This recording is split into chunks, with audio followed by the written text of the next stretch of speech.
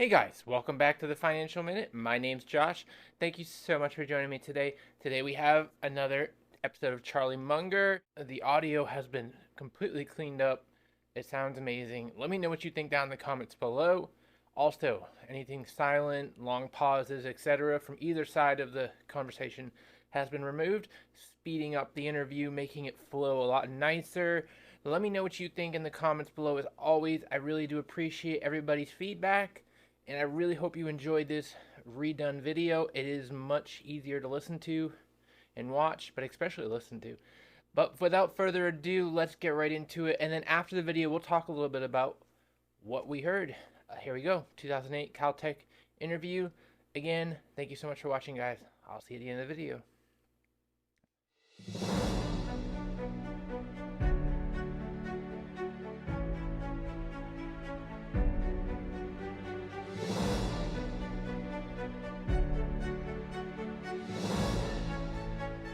Good evening.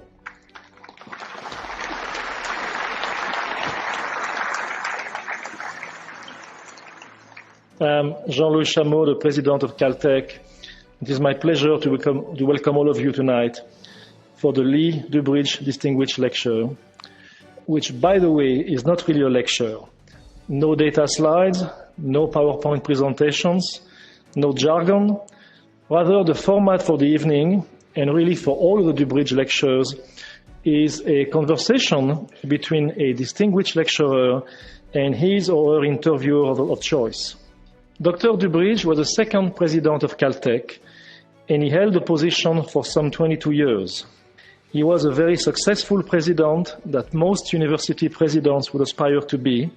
He was especially effective at communicating with everyone: students, faculty, trustees, large donors, small donors, the chairman of General Motors, and even the president of the country. I think his talent was linked to the fact that he enjoyed talking to people about science and technology, to talk about the value of basic research and how scientific solutions can help address society's problems, as well as the impact of science and technology on everyday life. He believed in getting a diverse group of people together to discuss those issues. Tonight's presentation is a good example of what he would have enjoyed seeing on the stage of Beckman Auditorium.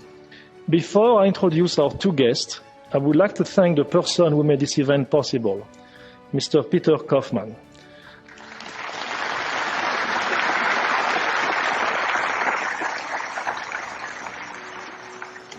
Peter is the CEO of Glen Eyre, and he edited the book Poor Charlie's Almanac. He's a good friend of Charlie Munger, and it is Peter who suggested to him that it would be a good idea for Charlie to give a Dubridge lecture. Then Peter took a very active role in the organization of the lecture and the activities surrounding it. Peter, thank you.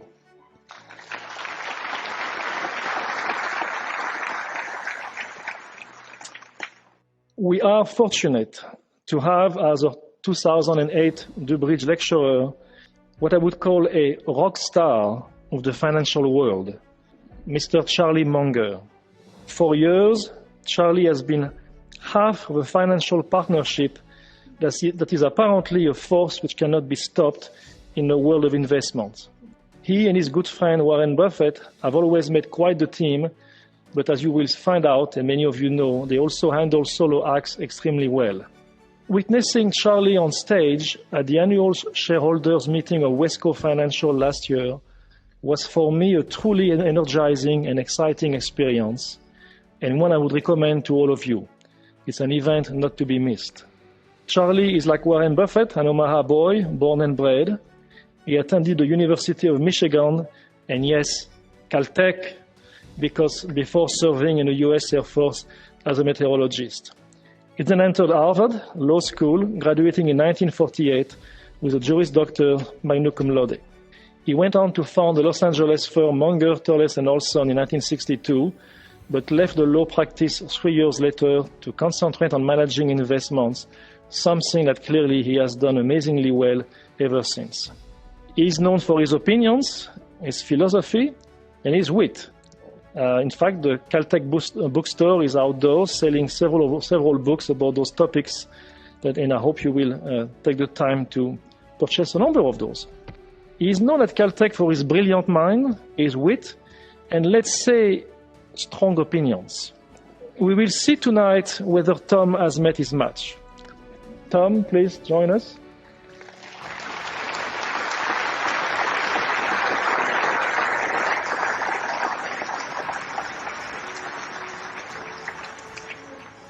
And now it is my great pleasure and honor to welcome our 2008 Abridged Distinguished Lecturer, Mr. Charlie Munger. Thank you. Thank you.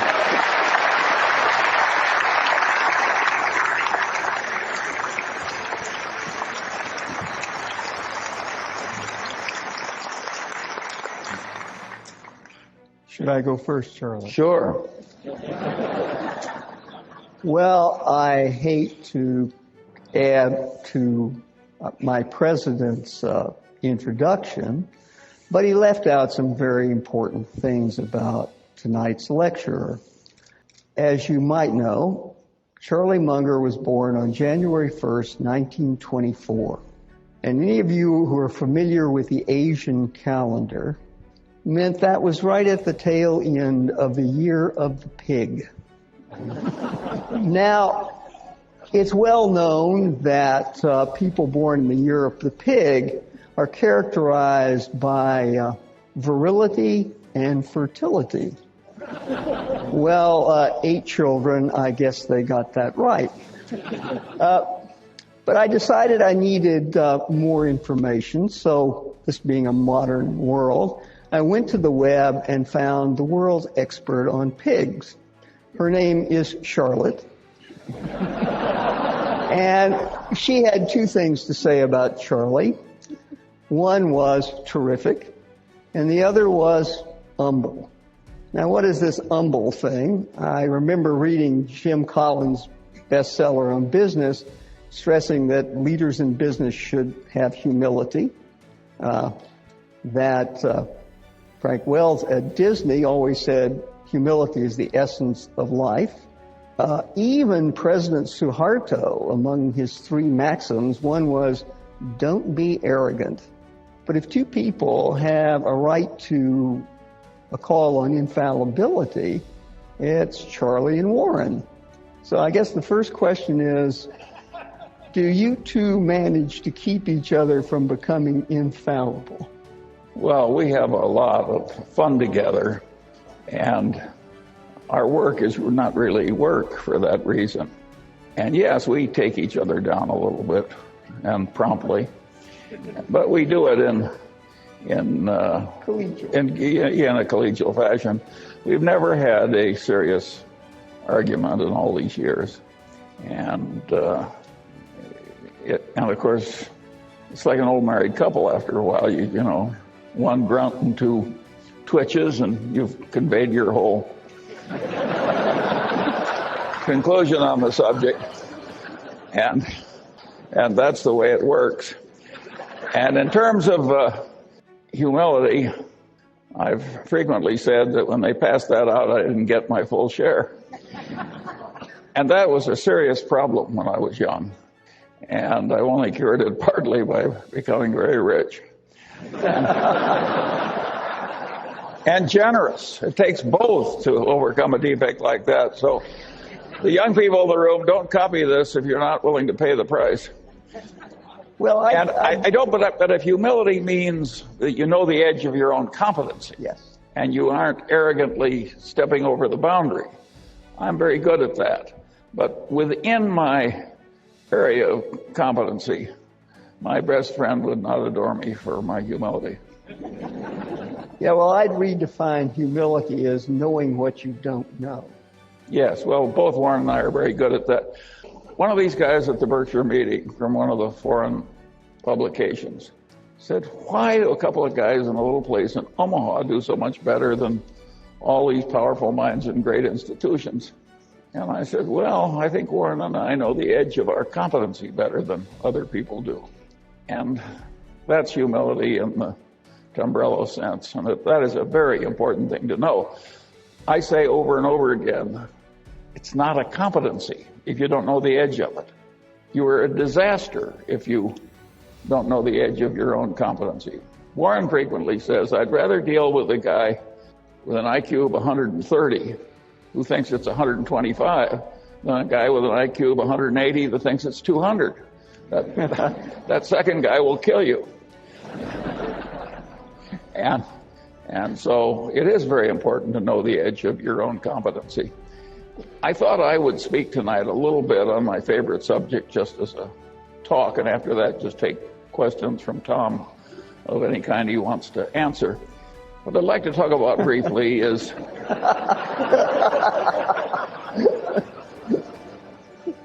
Table. You think I'm kidding? And the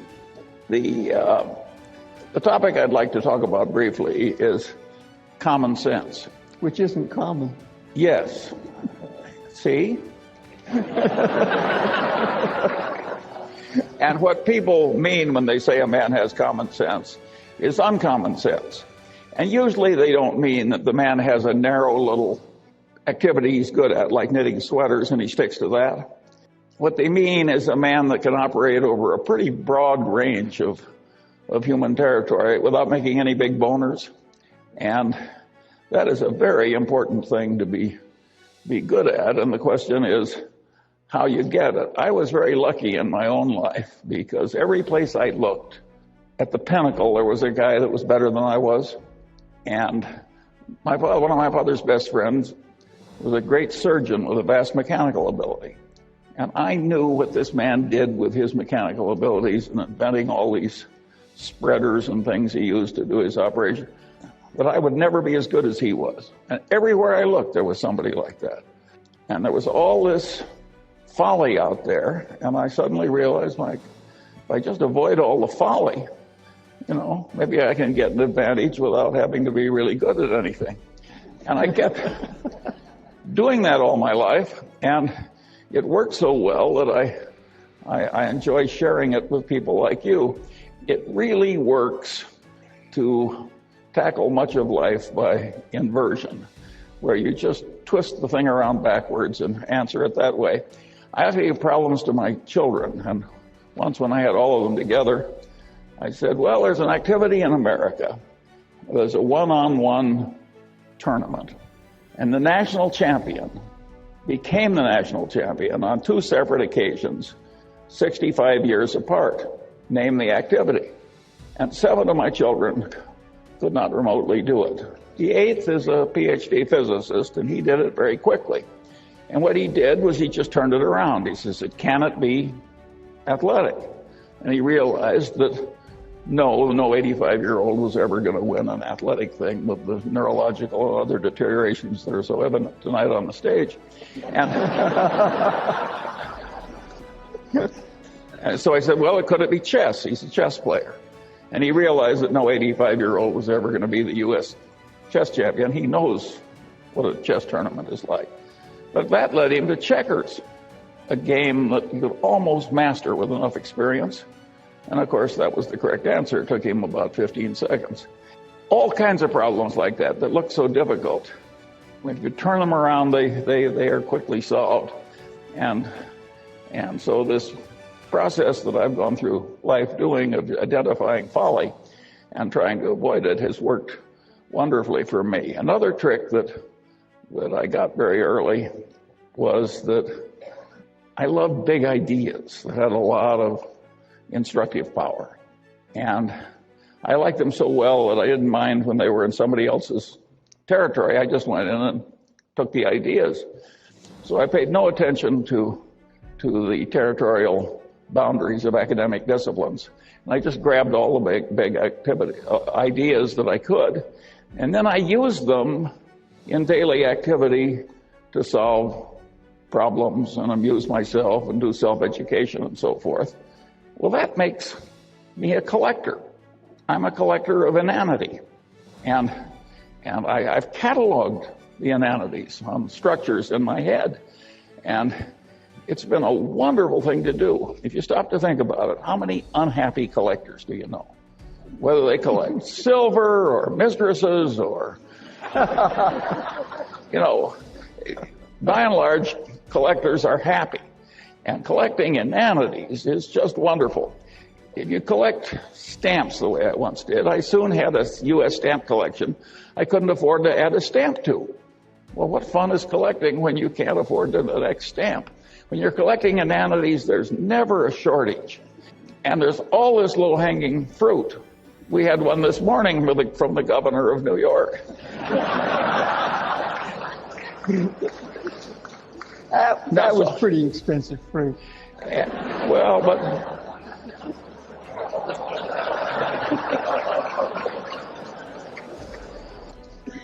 And so, this is just a wonderful activity, and it's amused me and instructed me all my life. And another thing that I got into when I did that was to be very interested in seeing how these ideas interplayed together.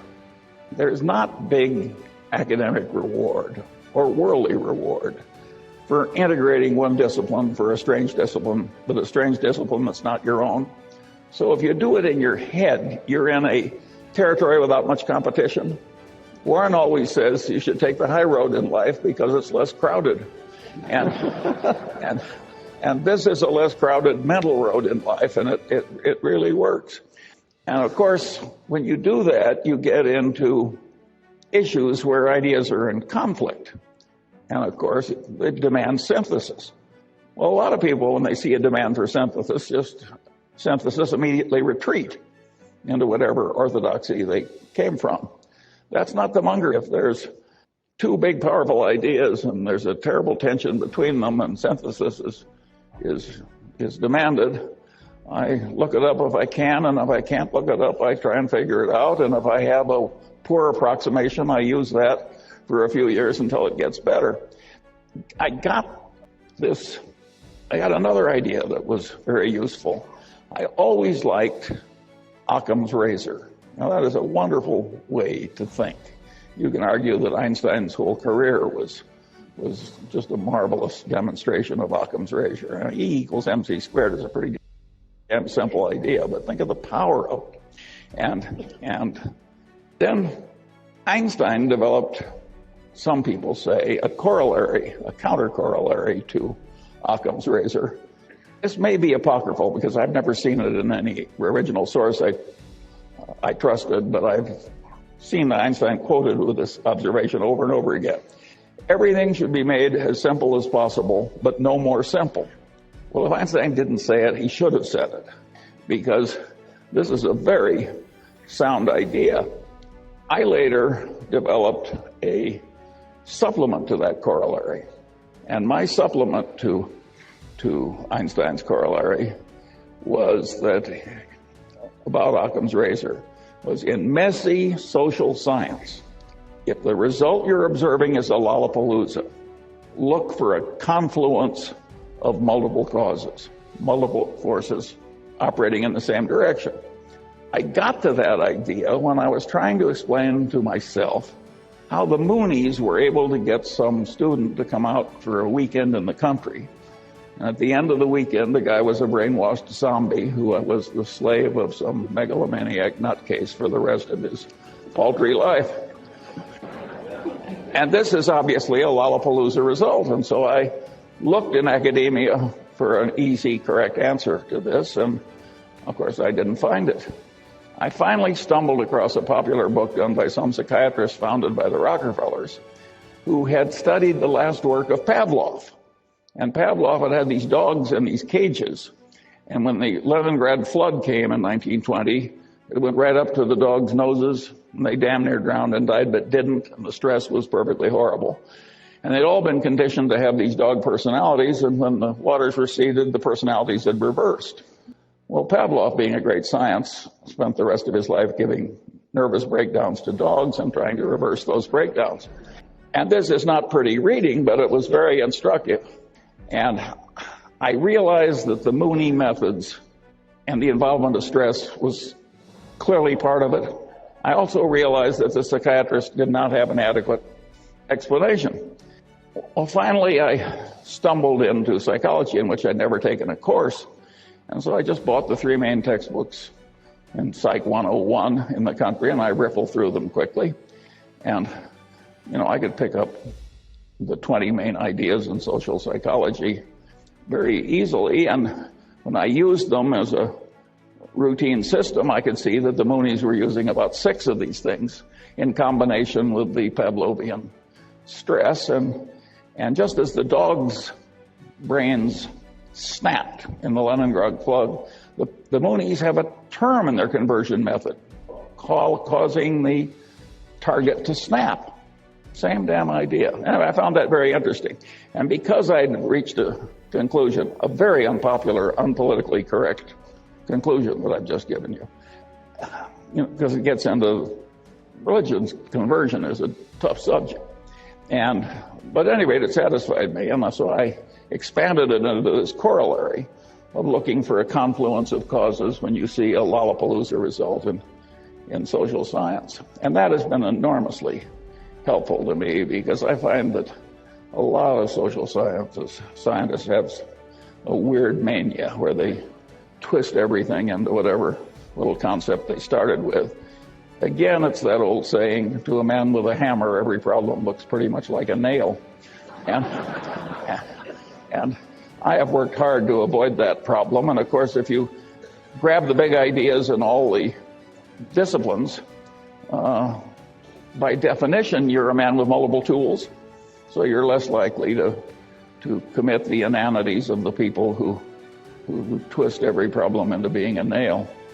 Well, at any rate, there were a series of tricks like that I used as I went through life. And it was amazing how many times I'd find something that I could easily solve with my little bag of mental tricks that had missed other people who were eminent in their field. I could go right into their territory sometimes and see more clearly than the professional denizen how his conclusions fit into the bigger picture. Again, this is a very dangerous attitude to have in ordinary social discourse. But it's a very good way to invest money. And at any rate, that's the kind of a peculiar man you have here tonight. And of course, I idolized Ben Franklin because I identify with him. Of course, he was so much more talented than I am. It's just a joke to make the comparison.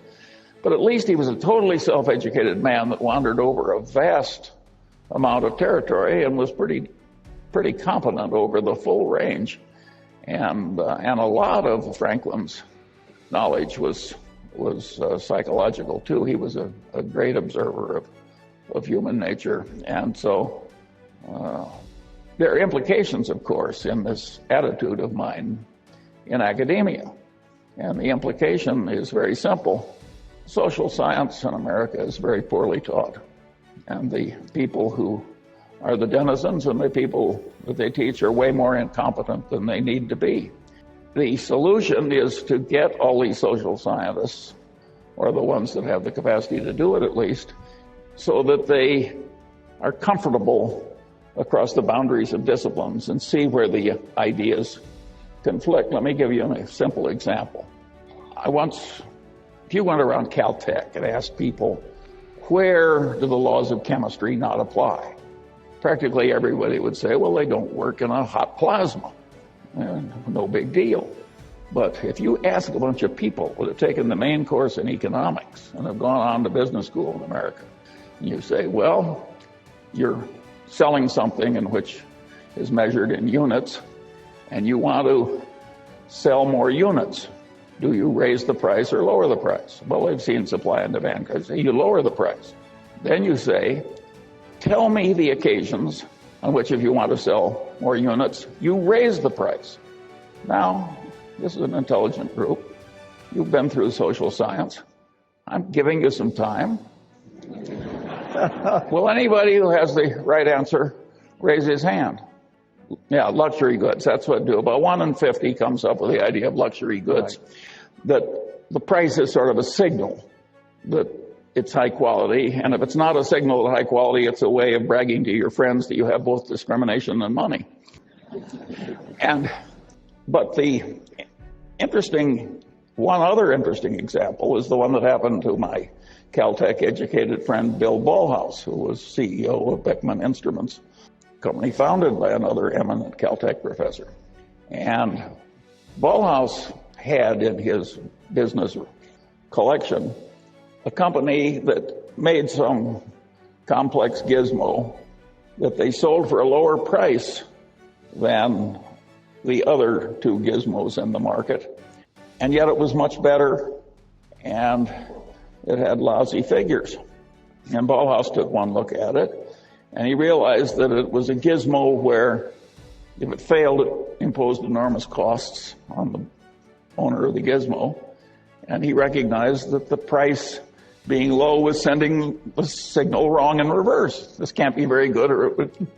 So he raised the price enormously and sold way more units. And of course, the profits went up at a truly dramatic way. So these idiots that can't answer the question are leaving a lot of money on the table that a man like Ballhaus knows how to get. And the world is just full of opportunities like that for people who get the main points and go across it. But of course, that's not the main answer to the question. That's just the Ballhaus byway. The main answer to the question is very simple. Suppose you raise the price and use the money to bribe the other guy's purchasing agent. Well, you can laugh because it's so obvious once somebody points it out. But who was raising his hand over that one after all the fancy education you've had? And the kissing cousin of that direct bribery of the other guy's purchasing agent. That's the way title insurance is sold in America. That's the way load mutual funds are sold in America. That's the way a certain amount of defense contracting has been done or attempted to be done. It's a huge, important part of capitalistic life, that business of raising the price and using the money to enhance sales. And of course, there are legitimate ways to do it too, like legitimate information through advertising or otherwise. But there's a lot of illegitimate use of increased price to increase sales. And that's a big part of the capitalist condition. And if you don't have a brain that automatically has these things pop into it, you haven't really assimilated social science correctly. What good does it do to be able to pass a test parroting back to the professor what he told you? Well, that'll get you an academic label, but it won't get you the many millions of dollars Ballhaus made by raising the price. And it won't get you really fabulous investment results in life if it takes some imagination. If you don't see how all these things work and how they interplay. And of course, the way to get that competency, like any other competency, is to adopt the necessary elements and practice using it over a considerable period of time and a considerable area of complexity. And now, get to a really interesting question. Can we fix the social sciences so they aren't such total horses' asses? And the answer is yes. Is it likely to happen? The answer is no. It will happen eventually because, well, here I'm going to lose my humility prize. I had a guy in the Harvard Law Review ahead of me. He said to me once in the course of an argument, he said, "Charlie, think about it for a while and you'll agree with me because you're smart and I'm right." Great argument. Well, the liberal arts are going to come to the Munger system in due course because they're smart and I'm right.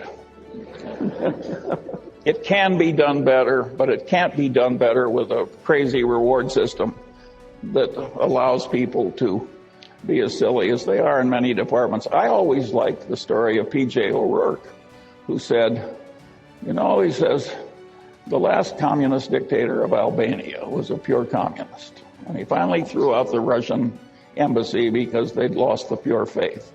And then he kicked out the Chinese communists because they'd lost the pure faith. And he said, finally, he was only comfortable with two places in the world. One was the communist dictator of North Korea, and the other was the English department at Yale.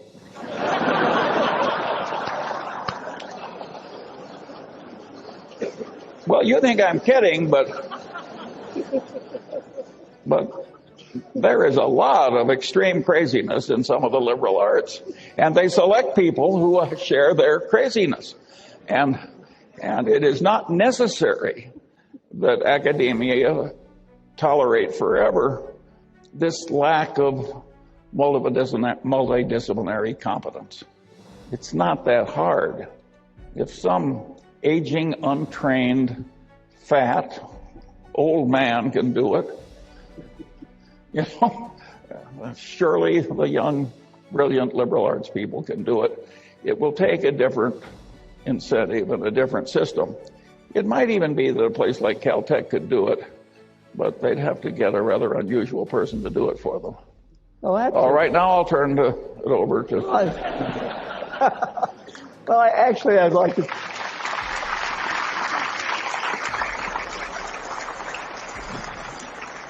I'd like to comment on your last thing, because there's this old story, which is a reincarnation story, which if you are a very moral economist and you die, you get to come back as a...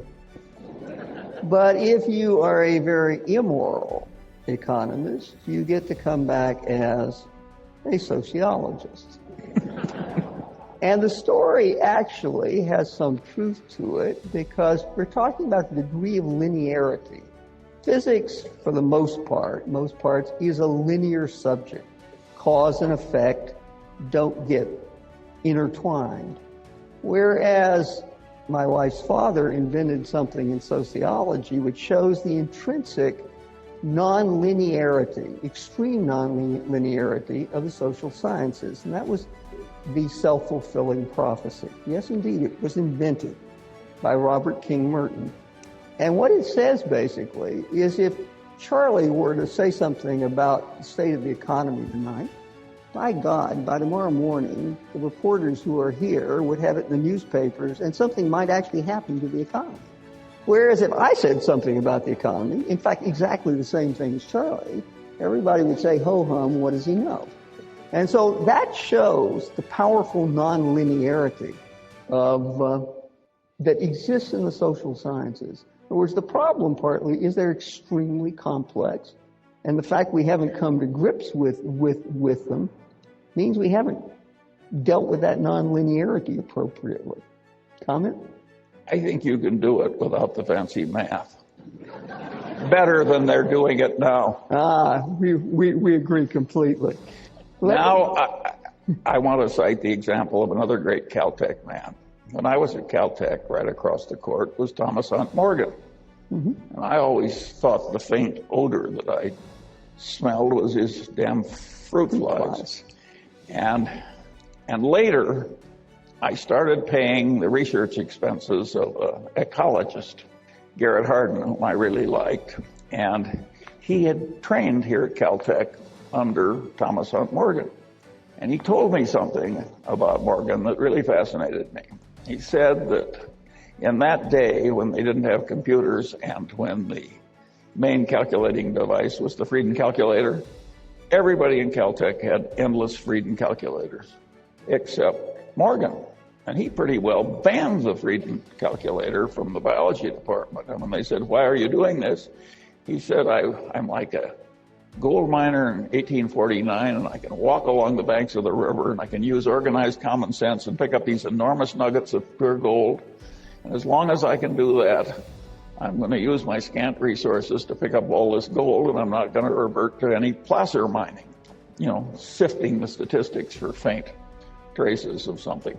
And I love that, because that's what I've done with my life. I just picked up the obvious things that was around the riverbank with organized common sense, and I'm glad to quit claim with placer mining to people who like a lot of boring gravel sifting. So I think that a lot of the people who are trying to fix the social sciences will make it worse by going into these very involved computations, because they get into math very soon that they can't handle, and they're walking right by great boulders of gold on their way to this non-productive math. This is not an intelligent way to go at the problem. Yeah, well, that's something you talked about earlier, this attempt at false precision. Terrible. Warren and I always say, we cite Keynes, better to be roughly right than precisely wrong. Right. We see over and over again people who know how to use these computers now. And there's a big complicated problem with multiple inputs. Some of it can be carefully measured and some can't. So they just horribly overweigh everything that can be measured. This is truly asinine. But you're in the insurance business, so I'm going to be a professor and tell a story about derivatives. 20 years ago, my wife and I decided to build a house on a tropical island. And yet, it had hurricanes. And, being a Caltech professor, that's a risk I didn't want. So I constructed a financial instrument, which was build a house and buy an insurance policy. Hurricane did come, damaged the house severely. And now, more out of blind, dumb luck than skill, I cashed the check from the insurance company about 2 weeks before the insurance company went belly up, because the insurance company had only insured houses on this island. And therefore,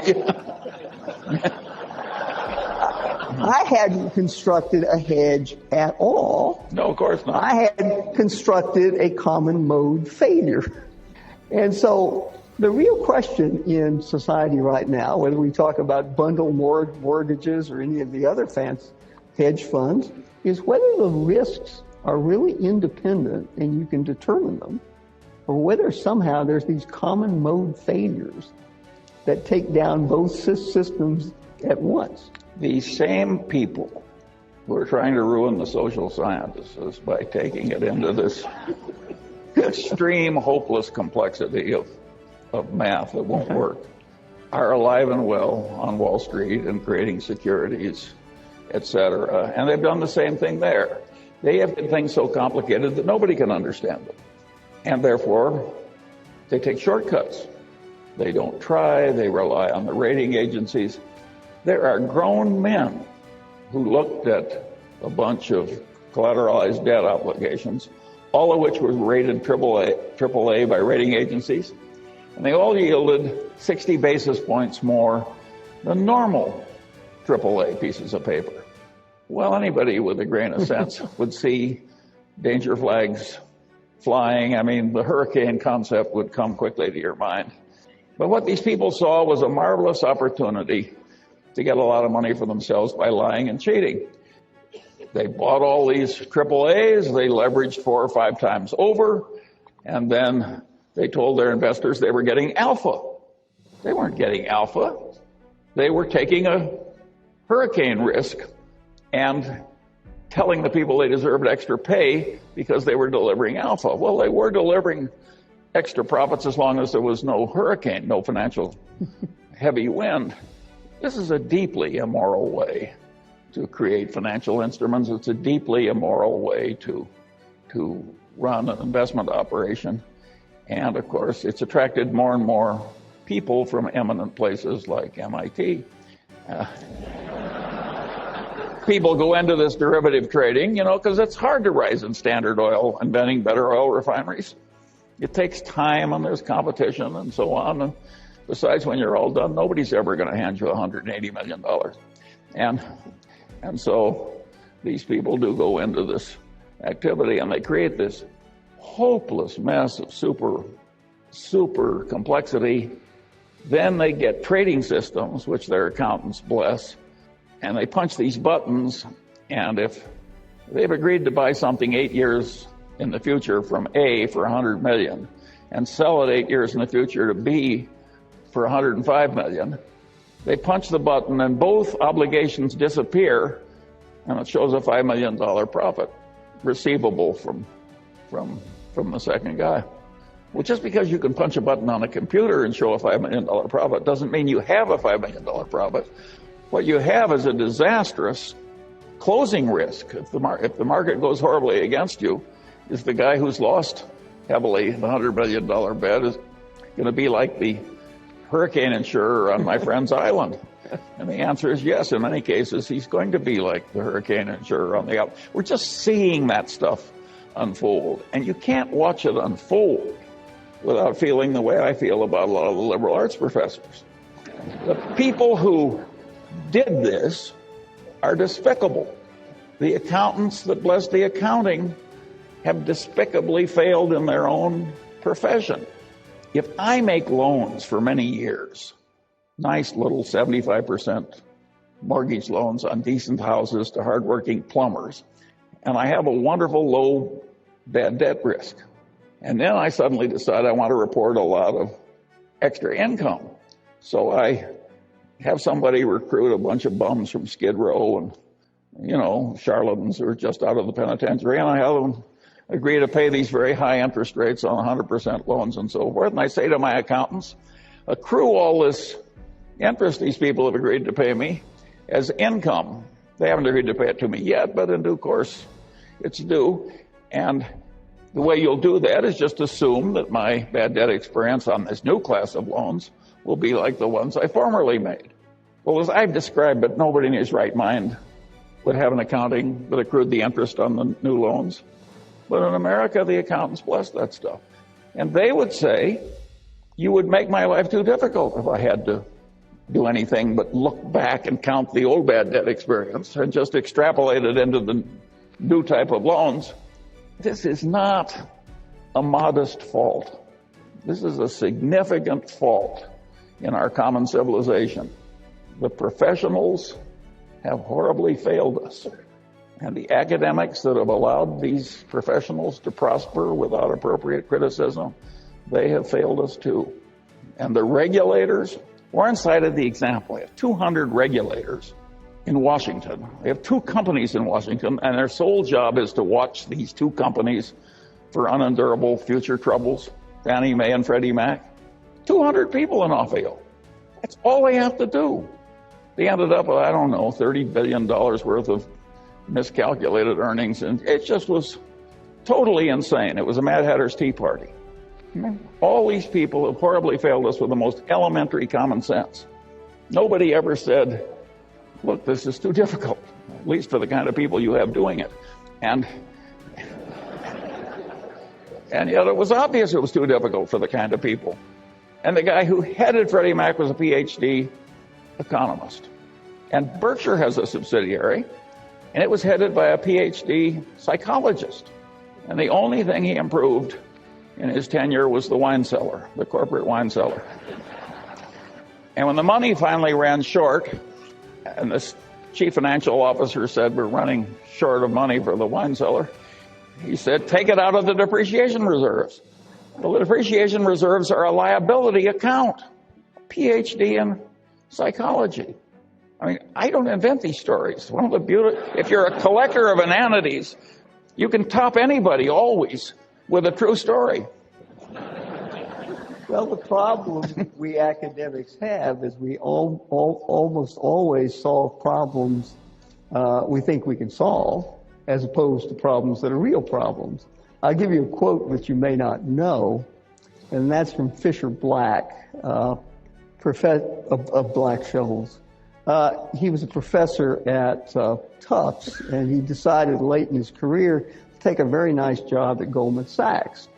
And then he said something very wise that I think you'll like, which was, he said, market efficiency looked a lot different from the banks of the Charles than it did from the banks of the Hudson.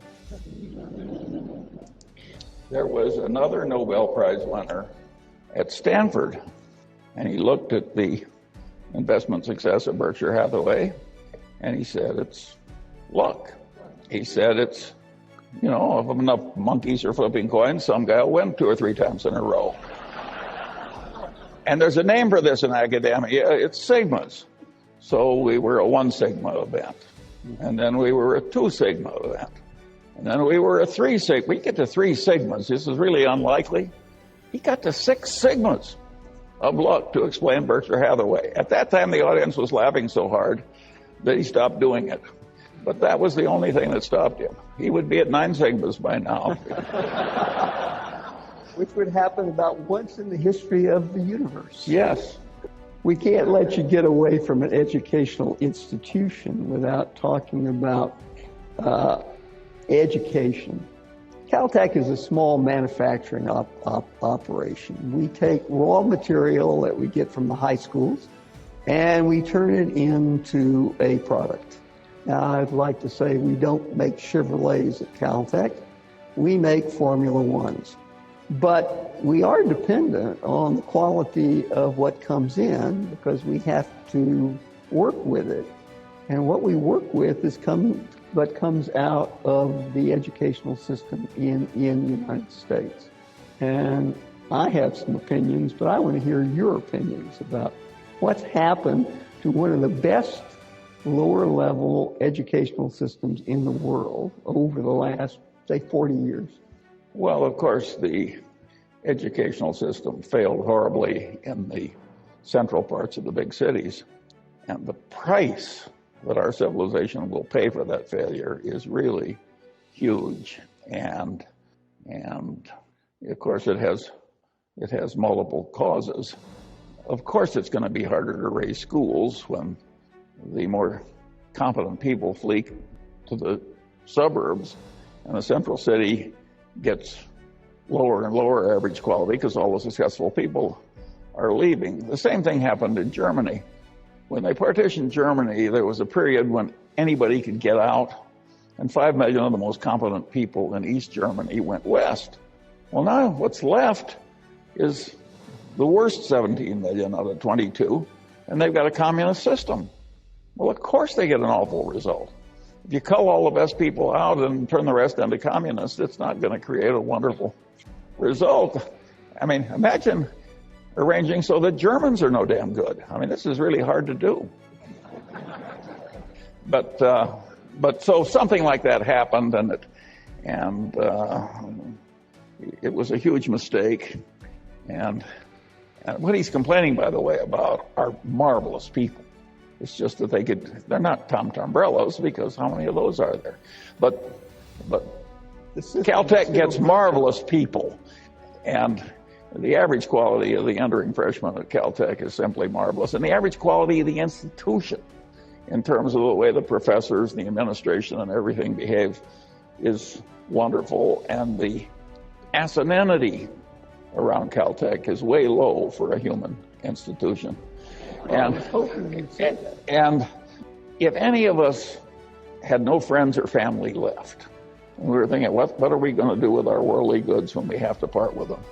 I don't know about you, but I wouldn't have a better candidate than Caltech. I'd have way more confidence in it than I would have in say, an elite Ivy League school. I think they're pretty good too, but I think Caltech would be more reliably sensible and more reliably ethical than the other places. And so Caltech is a very remarkable place, and you shouldn't judge the world by Caltech. This is way better than normal. And you have to understand where the man's coming from. Most of our students volunteered to come here. Charlie was drafted, sent here. So he was not a volunteer. He was a draftee. And he learned to be a weatherman. So if you think he knows which way the wind is blowing, he has a degree in it. By the way, that's an interesting subject. Because I was going to do this, I looked at the ordinary meteorological text, like Meteorology 101 is now taught in America, and I compared it to what I knew after getting what was then a graduate degree at Caltech. And you can't believe how much they've figured out in those 60 years. I mean, it's just unbelievable how much better it is. And of course, they've got better measurements and they got moving diagrams. The physics is better. You'd think we would have known everything about the phase changes of water by the time I was at Caltech. There's a lot we didn't know. How can they not know the phase changes of water? Tom will know. But it's weird the way water behaves in every little change of phase. It interacts differently with radiation, right? You've learned a lot of stuff. There's you're Ben Franklin. story. I was listening to the Saturday noon broadcast of the Metropolitan Opera. How many of you listened last week? Yeah. Lucia de Lammermoor. But in the last part of the opera, there's a very eerie piece from the orchestra. You know what instrument it was? The glass harmonica, invented by Benjamin Franklin. So there was a man who really understood all sorts of things, from bifocals to very interesting musical instruments. Self-taught, he played 4 different musical instruments. It's just a casual, he had a broad range. Indeed. He sang pretty well, too. I'd say if anybody saved this country by getting the French to come in and help us with the British at Yorktown, it was Franklin. Yeah. Bill, I noticed it down there that he was gazing at us from the wall of the library. I know you're a fan of Jared Diamond. Jared Diamond gave the commencement address at Caltech last year. And a few years ago, he wrote a very interesting book called Collapse, which has, among many other examples, 2 that I find very interesting. One is, of course, the collapse of the Vikings colony in Greenland as the weather got cold again. The Eskimos who'd come in from the north, of course, didn't notice it. They were eating seafood. The Vikings were eating sheep and cattle, and when those disappeared with the colder weather, they starved to death. The other was Easter Island, where they got into a mad race to create some artificial economy of building the great stone heads. And of course, destroyed the ecology of the island and ultimately themselves. I thought, that can never happen now. So I have to tell a story from about 30 years ago when I was still consulting at Los Alamos, and a friend of mine worked in something called X Division, where they made things called thermonuclear bombs. And we were having a conversation about the competition. And this conversation went on for a while, and he kept saying, we got to keep ahead of these guys. They are really giving us a bad time, and we can't keep up with them. And, after a little while, I said, this doesn't sound like the Soviet Union. He said, Soviet Union? Those guys don't build anything we care about. We're talking about Livermore. And so there we were in a mad race, using up the country's treasure in a wild attempt to keep up with ourselves, building the equivalent of stone heads. So are we doing anything like that you see in our society, Charlie? Are we building stone heads or competing with ourselves when the real competition is doing something else? Well, sure, but you go into the really fundamental tensions of multidisciplinarity. Every biologist thinks a little like Paul Ehrlich. They think, my God, carrying capacity of the land, you excel at, tragedy's coming. And every economist thinks we've had compound interest at 3 or 4% for 300 years, and who's to say we can't do it for 500 years more? And they just each live in their little world, and nobody thinks that these ideas, in the end, have to synthesize in the real world. And, of course, from neither side are they very good at this synthesis. Every ecologist underestimates the power of the ideas of the economists, and every economist tends to believe that any troubles from carrying capacity are almost non-existent. I once heard an economist say that the supply of coal was infinite. And I said, how did it become infinite? And he said, well, not quite infinite. But I am not inventing these stories. They're in my collection of inanities. As I say, if you just join my collecting council, you can have all the fun I've had all my life, and you'll never run short of material. No, I think Jared Diamond is, to me, very interesting. I think Guns, Germs, and Steels was one of the great books written, but the main point was wrong. Jared really believes that the people in New Guinea were just like a bunch of literate Jews in Berlin in 1890, except that they wore loincloths and were illiterate. but that's a delusion. The genetic evolution continues to work after you get a civilization, and man's breeding patterns will reinforce it. Will reinforce and accelerate and change. But the genetic evolution doesn't go away, and it's really stepped up. That's why all these dogs are so different when they're all descendants of the wolf. I mean, what you can do to change nature when you start breeding with some selectivity, and so anyway, I can understand why he was wrong on that, because he lives in academia and it's not politically correct to accept there could ever be any genetic difference between individuals. If you notice that Zulus are taller than pygmies, they just look at you like you're spat in the fireplace. And it's a social error. But they don't say that they're exactly the same height. They just look at you with detestation. But the truth of the matter is that part of the problem with the United States is that we are now competing with some people who have some considerable genetic advantages over us. They're called Chinese. I don't know why the Chinese, mired in a Malthusian trap and under an idiotic system of government, got a genetic mix that was so good on capitalism when it was unleashed. That's a very interesting question. But some kind of selective breeding happened over there. I see my friends adopt these Chinese girls who are utterly discarded from the remote hinterlands. And one of my granddaughters. Well, I've now seen a sample that's so great. I say, I'm not like this idiot professor at Stanford who, 6 sigmas of luck. There's a reason why these girls are working out so well. In many cases, way better than the people who had their own children. And we are starting to have a very major competition with a group of people who, on average, have some genetic advantage over us. I happen to like it. If the Chinese displace the Mungers, some of whom are here tonight, my attitude is bon voyage.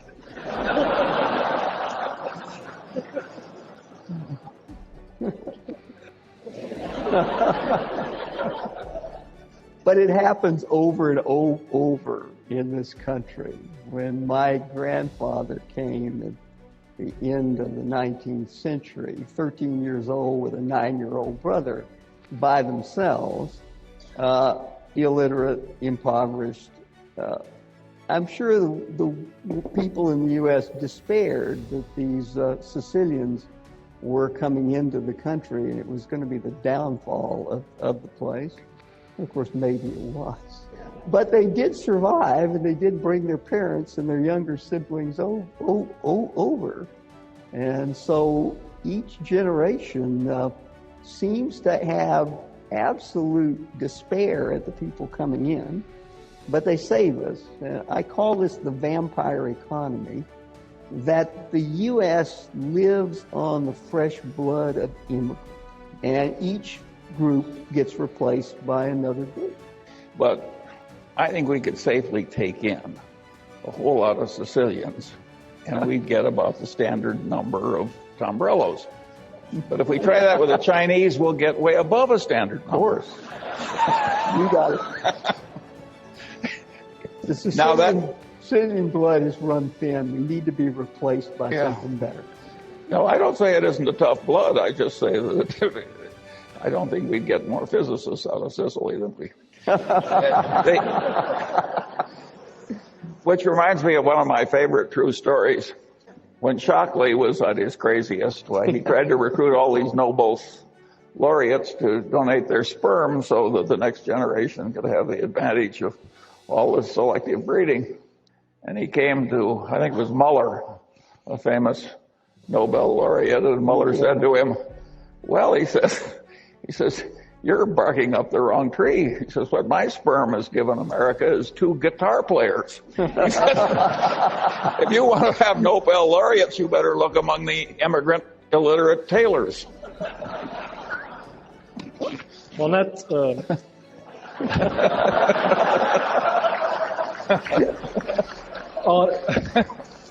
On that note, I would like to thank Tom and Charlie for a very entertaining first part to our program. Thank you for the first part.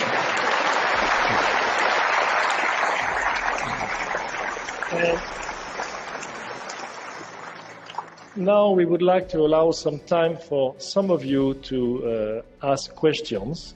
There are a number of microphones which are in the hallways here. You should come to the mic and mention who you are and ask only one question very briefly.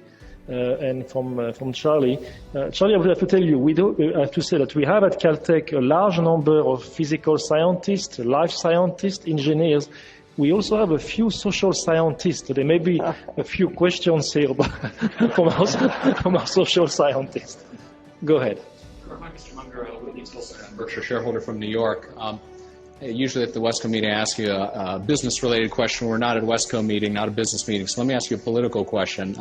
Last night, I was at the dinner in Omaha that Warren hosted for the DNC, raising money for the Democratic Party. And there he gave a very eloquent... I'm very sorry to hear that. Well...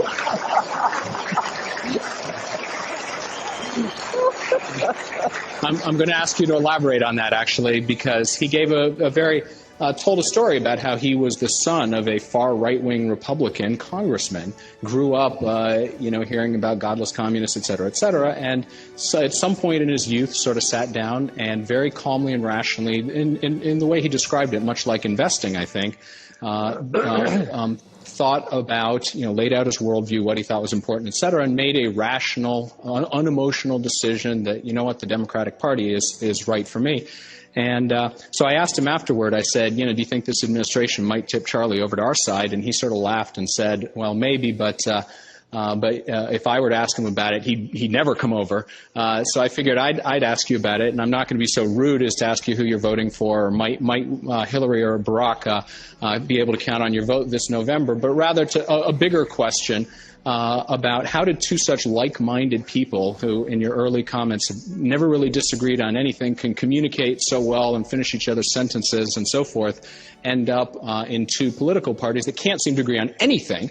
And sort of more broadly, if you could maybe tell us your similar story to what Warren did. Did you become a Republican because you sat down calmly and unemotionally and thought about the issues? Or was it something like most people, I think? It's one question, okay? One question and one... Well, Whitney, I think that if you're a really intelligent person, you have to hold your nose in reviewing either party. Yes. And just exactly which one gives you the most offense can vary between intelligent people. And Warren and I get along so well because he's not a normal Democrat, and I'm not a normal Republican.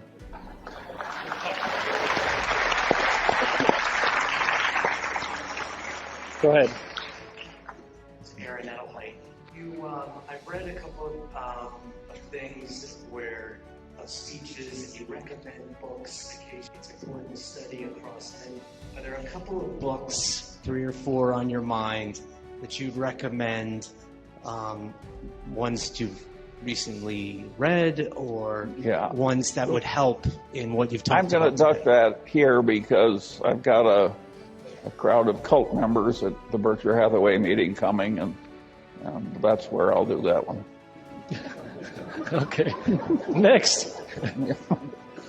Okay, I have a gentleman that written in a very specific question. I trust that you're not shall I say, a skeptic on the issue of climate change and global warming and the impact of human activity on raising the temperature of the Earth. Specifically, what do you feel is the responsibility of corporations, if any, to deal with that issue within investments you hold, as opposed to maybe making charitable contributions to deal with it? Specifically, for example, Pacific Corp is owned by Berkshire Hathaway. It is proposing several coal-burning power plants in the Southwest. And also there's a question of dams on the Klamath River in northwestern California. Do you believe that Pacific Corp has a social responsibility to address this issue of global warming, or do you believe it's better off if the corporations maximize their income and then set up foundations to remediate social problems? Yeah. Well, I'm not going to speak for Pacific Corp, which has its own executives that are more expert in these areas, and it's their responsibility under the Berkshire system, which involves delegation just short of abdication.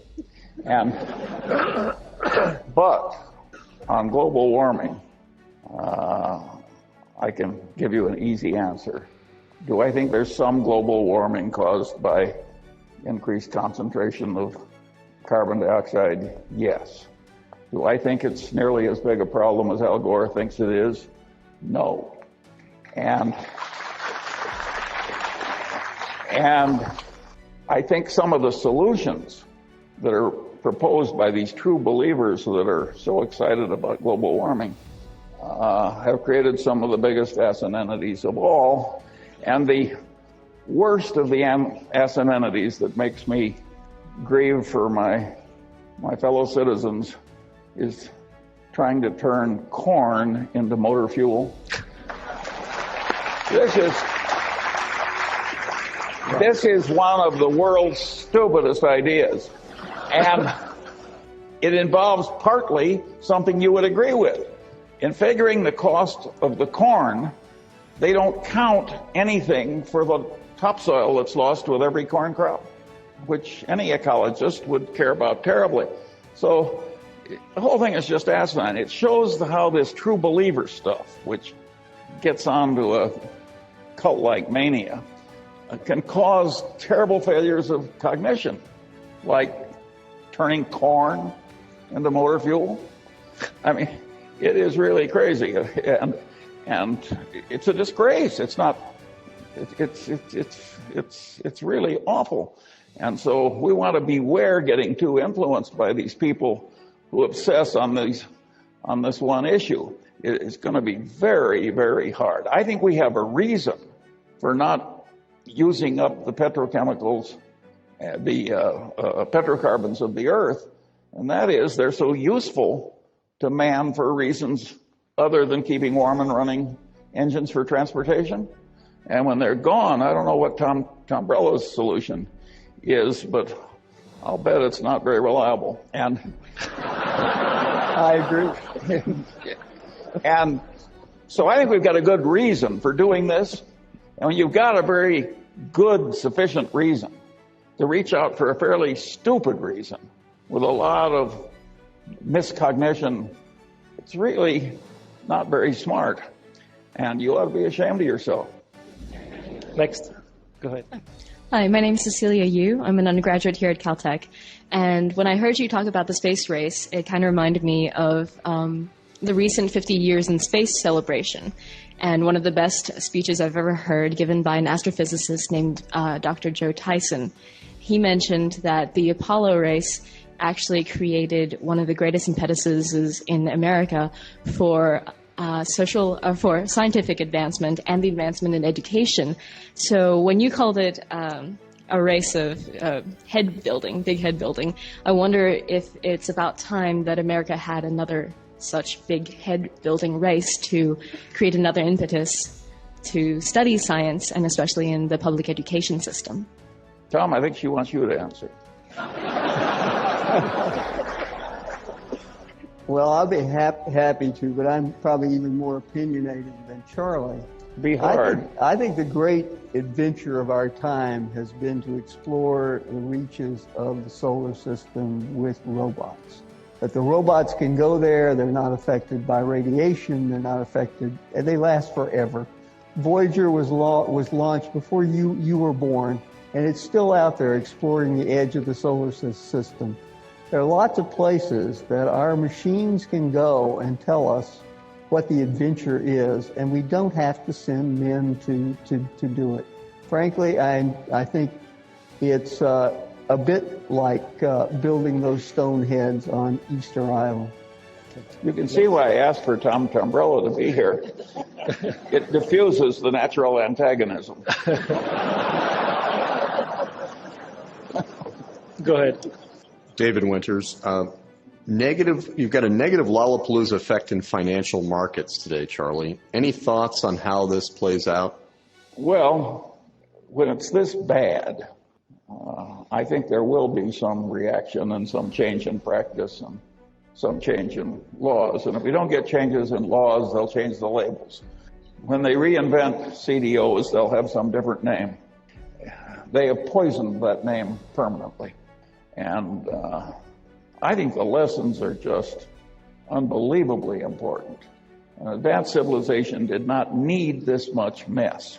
We didn't need this much lying. We did not need this much crazy, envy-driven pursuit of unreasonable gains with no conceivable social contribution. This was not a pretty scene. And yet it was something like the South Sea Bubble. As long as it was going on, like, nobody wanted anybody to criticize the party. No, so I think there will be changes. Do I anticipate great wisdom from our legislative class? I hope not. Well, they gave us the problem in the first place. I mean, they repealed, let's take the simple little subject of margin requirements. Mm-hmm. In the 1920s, we had a great mess caused by 90% loans against stock and rampant speculation and so on.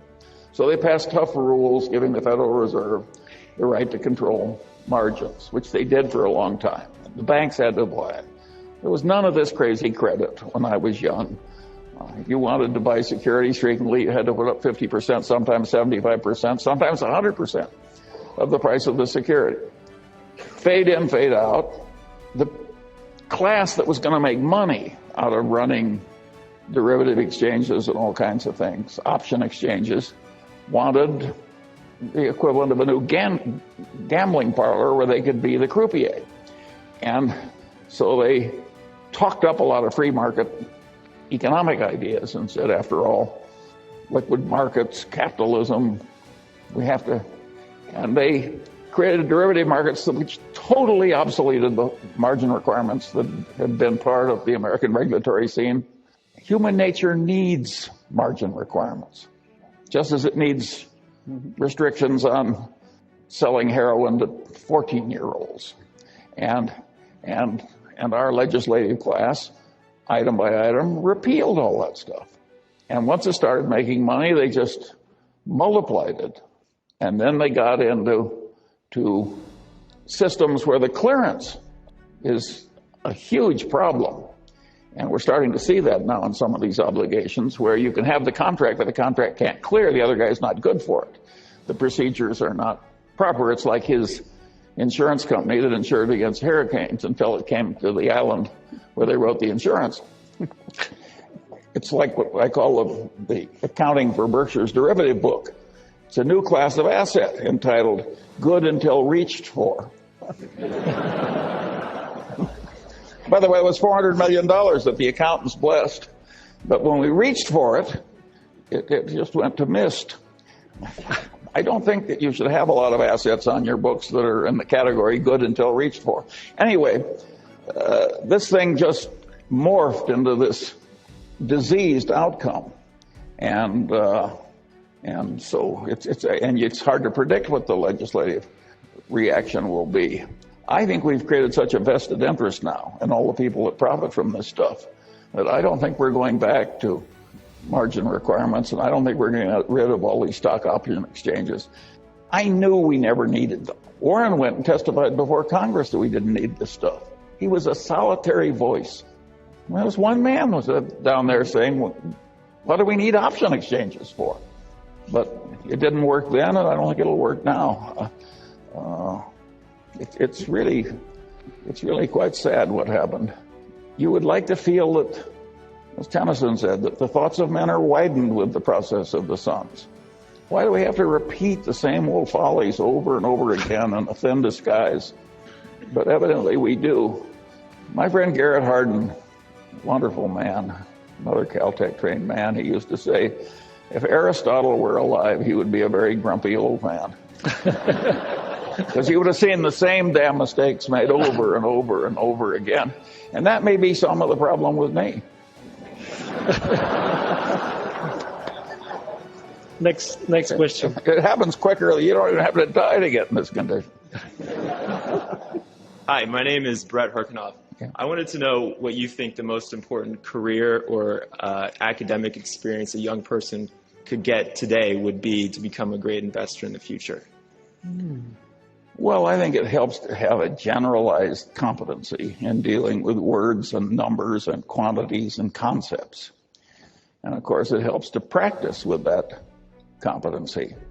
And then if you collect follies the way I do and stay away from the follies, when you're as old as I am, you'll be a rich old man. Okay. Next one. Good evening, Mr. Munger, Professor Tombrello. And by the way, I'd rather be you.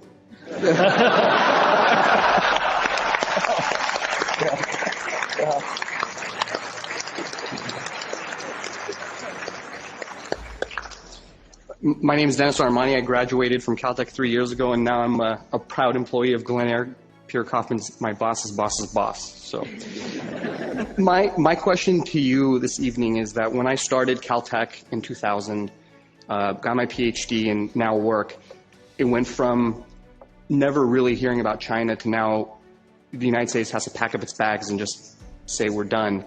Why is it such that whenever the United States, or why is it so easy to write off such a great country all of a sudden? That in the I'm not writing off the country. I'm not saying necessarily you, but it seems like the world in general just says we're... No. I'm just recognizing reality that a new competitive force has come into the game that's hard to handle.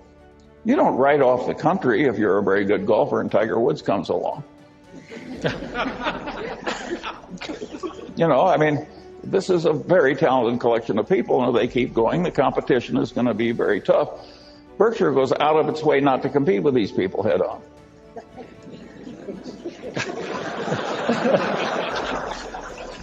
Next question. Now, if you think you can handle it, well, all I can say is anybody smart enough to graduate from Caltech with a PhD and go to work for Glen Eyre does not need any help from me. You have it made. And you don't have to worry about China either. Good. Yeah. Hi, Mr. Munger. My name is James Lynn. I remember reading a long time ago, Warren Buffett, you and Buffett were not into macroeconomical things, issues but Mr. Buffett, I read recently he's been investing in the Brazilian real and basically long foreign exchange, foreign currencies. So I want to see what's your outlook on the U.S. dollar and interaction with the economy and how bad it can get and how bad can this stock market get? Yeah. Well, averaged out, Berkshire has not made its progress in life by making wonderful macroeconomic predictions. We figured out how some things were very likely to do way better than other things, and we got into those things. Occasionally in recent years, Warren has kept out of other mischief by doing things like buy the Brazilian real. And he's done it very intelligently, and he's made a few $1 billion.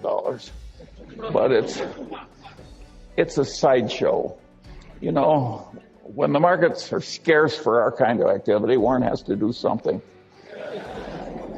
And he's so used to a few $1 billion coming over the transom he sometimes stretches a little if it's easy enough. Okay. But I can't help you with a simple solution to getting rich with soft white hands. Next question. Hi, my name is Helen Lee. I'm a Caltech undergrad here, and as Caltech undergraduate education goes, we learn things from math and physics to chemistry, biology, all the sciences that you can imagine. But we don't get a lot of insight into, business and investing. And as sort of a new investor, my question is, what, in your opinion, is the best piece of advice for a new investor or for current investors? Well, I think it's very useful to get the capitalist perspective. Namely, how do you make this thing work for the people that own it? because the reality will make more sense when you go at it with that perspective. So even if you don't intend to get rich, you want that perspective because you'll understand the reality you're dealing with better. So I think you mentally want to make yourself an investor as part of the proper training of your mind. And since you have to do it anyway to improve your mind, you may as well get rich while you're doing it.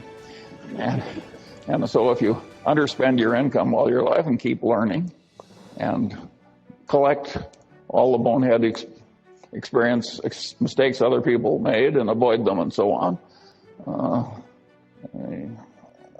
I would confidently predict that you'll do just fine. But there's no one book or one idea or something that's going to do it.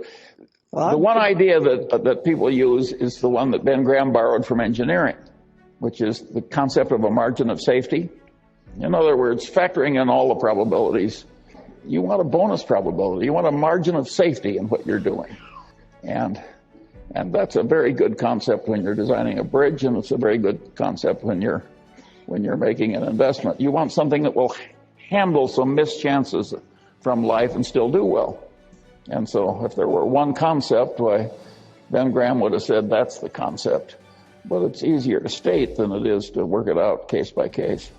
Tom, I interrupted you. To throw out a Munger-like concept, the things you're learning should be connected to one another. And that's part of your job. You're learning a bunch of separate things at Caltech. Try to figure out how they're connected to one another. And that may mean reading a lot of other stuff, but it's all of a piece. It's not a bunch of separate compartmentalized things. And I believe I've lifted that from Charlie. Yeah, but all this stuff is really quite obvious. That's it. And yet most people don't really know it in a way where they can use it, which is a very interesting educational problem.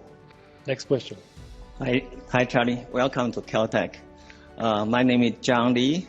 I'm the president of Caltech Falun Gong Club. And Falun Gong is a movement in China and which is persecuted by the Communist Party now. I came from China, so the strategy you were talking about, raising price to bribe the purchasing, is very commonly practiced right now in China. So it's nothing new. And that is not unknown in the United States either. Actually, I think they are also buying American president. I know that in 1998, when I went to the Chinese consulate, they were giving us such instruction to pay for the American president candidates. Anyhow, I think a big money or economic growth in the country with morality going down is very dangerous for this society, for this world, as which has been verified in the Second World War. And I think right now, many people have paid attention to the human rights abuses in China. As you may know, the communist culture is totally different from traditional Chinese culture. And the Communist Party is using their power to persecute all kinds of people and supporting. Can you please state your question? Yeah. My question is, right now, well, many people like Steven Spielberg are putting a pressure on the Olympic, but some of the big American companies are still sponsoring this Olympic without paying attention to the human rights abuses. What do you think? Question. What is your question? What do you think about this company should do? Should they sponsor an Olympic? Question. State your question. Yeah. Should this international company sponsor these Olympic Games which still have human rights abuses? Well, my answer would be yes. I figure that China is a nuclear power. We have to get along with China whether we like it or not. There would be nothing much more asinine than creating a lot of needless tension with the nuclear power, and particularly one which is improving decade by decade from its worst condition. So this idea that I think getting along with China And sharing in their pride with their Olympics is a very good idea, the human condition being what it is.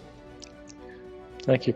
We are running out of time, so I'm going to allow maybe 2 or 3 more questions, and I'm sorry for the many of you who would like to ask additional questions, so go ahead. Munger, my name is Greg Ragney. This is my first time seeing you in person, and it's a real pleasure. I was pleased to hear you speak about common sense and the Lollapalooza effect and your lattice work of mental models. I'm wondering if you could give us a specific example of how you integrated these ideas to recognize a great investment.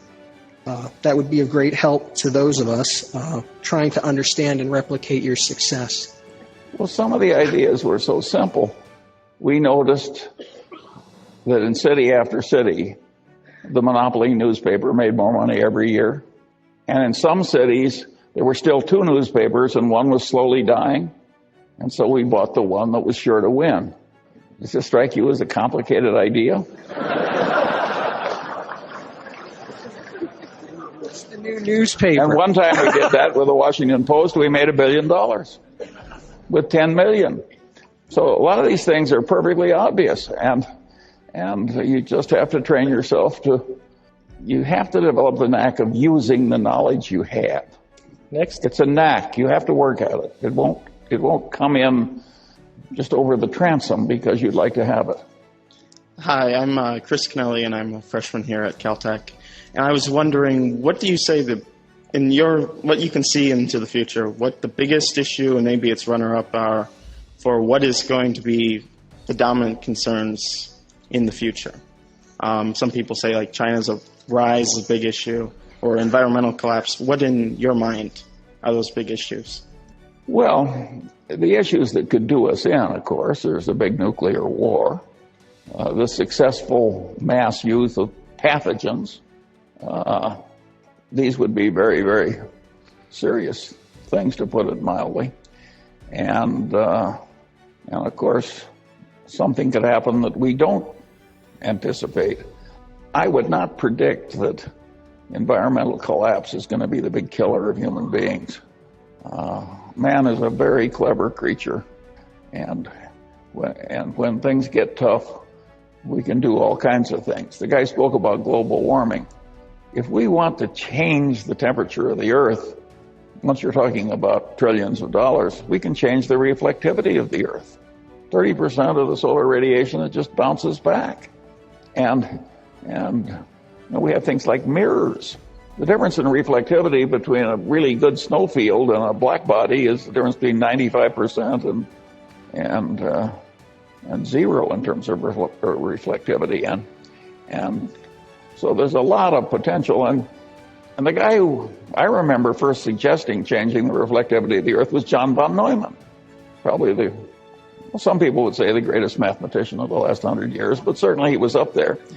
And so I think all kinds of things we can do to the shortage I see is it all gets back to energy. If you got enough energy, you can do practically anything. And of course, Caltech is way ahead on that. They've examined all the options and they're all for using the sun better. That's the correct answer. And I think man will be clever enough to do it. And if he doesn't like the temperature of the Earth, I think man will be clever enough to change it. And so I don't have the environmental terror a lot of people do. And that's from a man that gets very nervous on the way we treat cows. I do not like the fact that the average dairy cow in the United States is kept pregnant by artificial insemination 270 days a year. I suspect that many hormones in the milk is not a good idea. I don't know whether it is or not. But I know enough to raise my eyebrows. So I think there are all kinds of things that we will learn to change. And by the way, that may be one of them. So I think man will be clever enough to avoid the worst of the environmental troubles.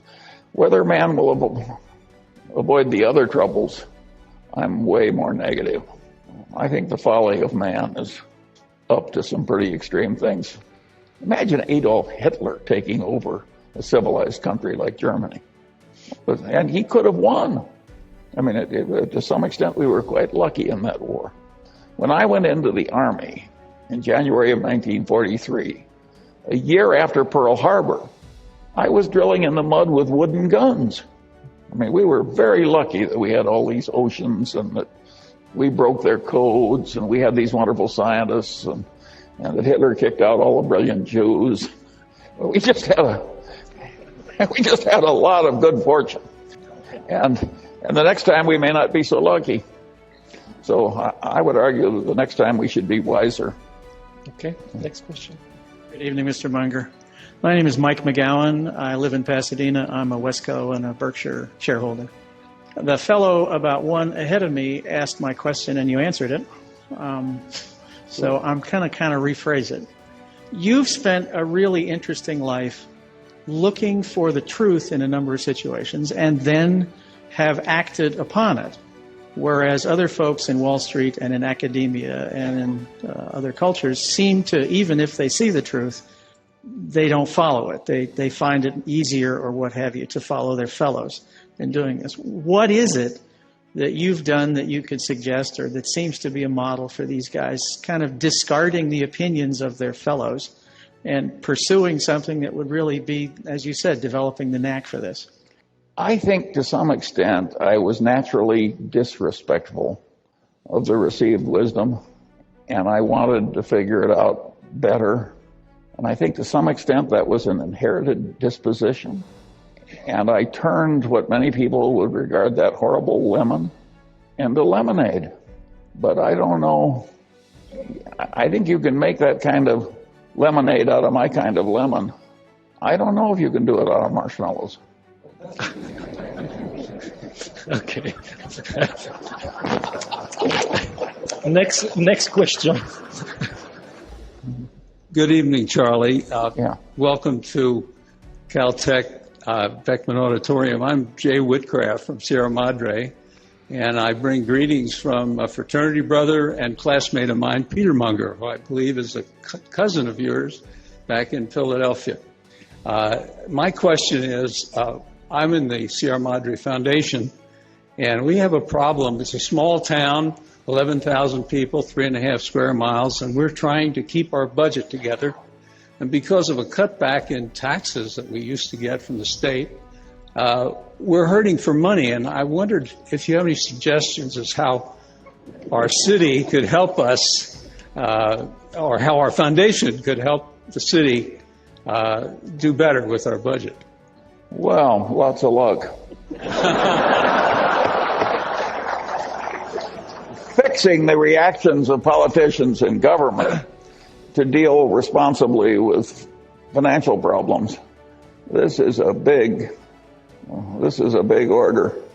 And I think you'd have way better chance of doing it in Sierra Madre than we do in Los Angeles. It's almost in the nature of things that the politicians will make all kinds of promises and do all kinds of things to please the voters and sort of put off the obligations until tomorrow. And so they're constantly building up a great load of future obligations. And they're constantly posturing for votes as distinguished from really trying to get the right answers. And of course this causes problems. And it's no fun to suddenly have to chop activities out of your accustomed lifestyle. And I solved the problem for myself in my own way, and I'm afraid I'm going to have to leave you with the problems of Sierra Madre. Final question.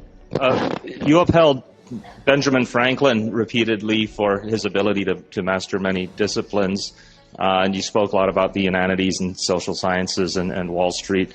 I'm exactly half your age, and just in my lifetime, I've noticed a big shift in the incentive structures and everything from university admission to youth sports as well as the workplace in rewarding specialization.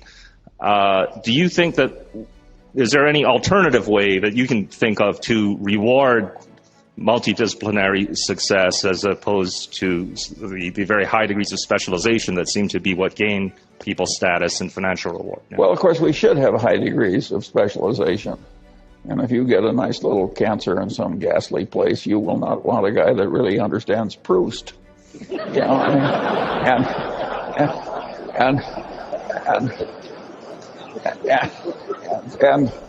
but of course, it's my argument that you can be quite competent in your specialized field and also have the common sense over a broad area if you work at it appropriately. Let's take the case of Newton. More than half of the powerful creative period in Newton's life was totally wasted alchemy and theology. And in the remaining half, he managed to create quite a distinction in his chosen profession. He had power to burn. Now let's assume you're not Newton. You're just a good guy who's going to be a good mechanical engineer. You know, don't you think you could get a general competency just as you might be a good engineer and also play golf? There's plenty of time to do it without ruining your specialized competency. All you have to have is the will and the technique. And every hour you delay in doing it, you're just increasing the chances that you'll remain in the shallows. Now, most people are happy in the shallows. After all, there's always somebody that's in a shallower place. Thank you. Yeah.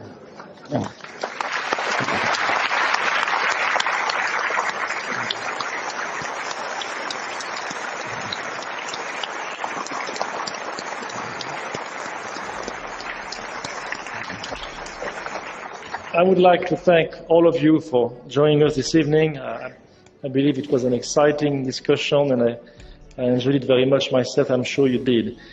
Before we leave for the evening, I would like to present Charlie with a very small token of our appreciation for his presentation today. Thank you.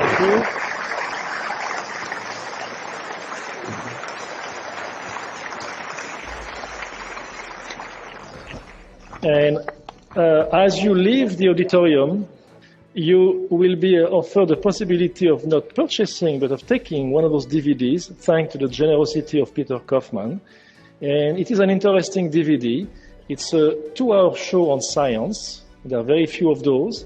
It was made by a number of PBS affiliates. It's being shown all over the country on PBS stations.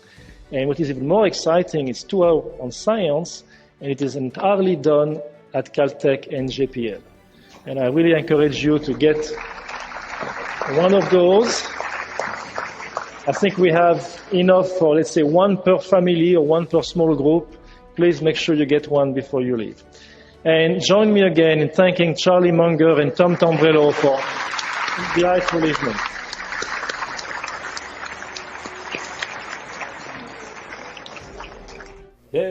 Come on, camera, focus. There we go. Hey guys, thank you so much for watching this video today. I hope you really enjoyed listening to Charlie Munger. He really is a good talker. As always, an excellent video, an excellent presentation by him, an excellent back and forth between him and the interviewer, or shall I say the interviewer and the interviewee. What did y'all think?